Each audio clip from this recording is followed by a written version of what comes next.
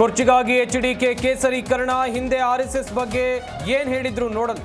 ದಳಪತಿ ವಿರುದ್ಧ ಪ್ರಿಯಾಂಕ್ ಖರ್ಗೆ ಕಿಡಿ.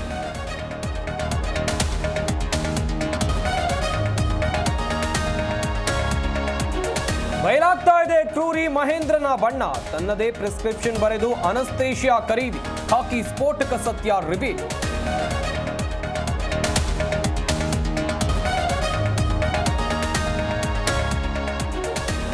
ಯಾರಿಗೆ ಅನ್ಯಾಯ ಮಾಡಿ ದರ್ಶನ್ ವಿರುದ್ಧ ರಿಪೋರ್ಟ್ ಕೇಳಿ ಕಿರುಚಾಟ. ಮಗಳ ಜೊತೆ ಹಬ್ಬ ಆಚರಿಸಲಾಗದೆ ಪವಿತ್ರ ಕಣ್ಣೀರು.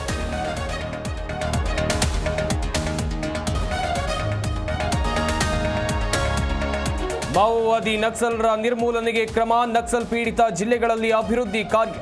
ಗೋವಾದಲ್ಲಿ ಪ್ರಧಾನಿ ನರೇಂದ್ರ ಮೋದಿ ಹೇಳಿಕೆ.